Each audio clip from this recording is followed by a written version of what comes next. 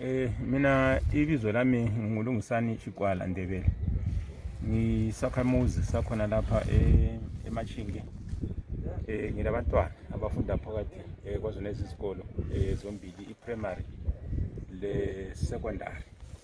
So kungakho ke njengoba kade sihlangene lapha emhlanganweni owabazali kuhlanganisela i-Methodist le Ministry of Education. Kakhulu sizama ukuxazulula udaba lokuthi isikolo seMachinge sibe sinye sezikolo eziphumelelayo kakhulu.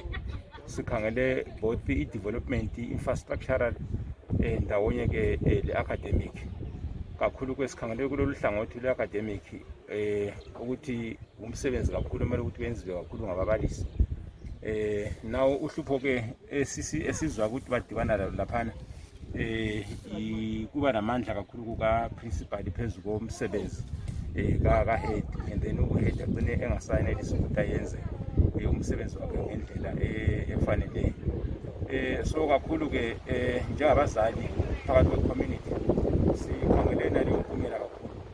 Yikho kwenza ukuthi sesithana lapha sikhangele ukuthi ngabe isikolo lesi siyaphuma ngaphansi kokukhokhelwa kwe-Methodist, singene ngaphansi kwe-council ukwenzela ukuthi sikwazi ukuzihlelela ihlelo. Khathesi thina siyafisa kakhulu njengabazali beMachinge siyenze ama-self-sponsorship, siphakamise isikolo sethu. Kodwa kuyasehlula lokho ngenxa yokuthi kakusebenzeki kahle. Even u-SDC chairperson bethu khonaphana bakhona phakathi kwesikolo bayakutsho lokho. Lami ngike ngaba ngu-SDC chairperson for almost 5 years e-primary ngale benginanzela ukuthi izinto zakwana azisebenzeki kahle ngendlela efaneleyo. Okay, i-demonstration yaba khona mhla ka-25. I-demonstration le kakhulu into yabangela ukuthi kube le demonstration isiphatho uprincipal omutsha asiphatha ngakhona, ngoba sasikhulumile ngomhlangano wamhla ka-17 secondary ukuthi hayi i-office lika-principal sesilivale. So kungakho ke kusho ukuthi imhlangano yonke elandelayo akamelanga ukuthi abe khona. So yena wasesiba khona kumhlangano wase-primary wamhla ka-25. So ke sasesimcela njengabazali ukuthi hayi sicela ukuthi uprincipal angabi khona emhlangano njengokuthi ukuthi i-office livaliwe. Sorry. Kodwa ke akazange kulalele lokho.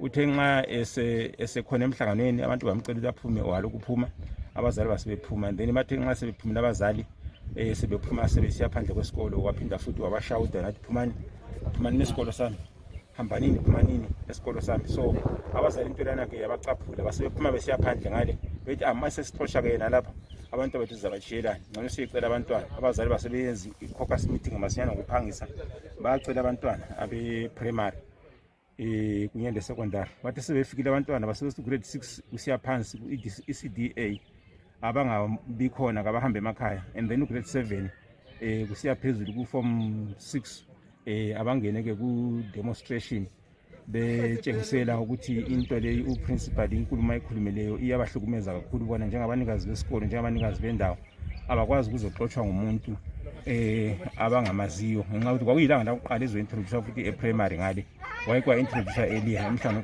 kamhla ka-17 secondary.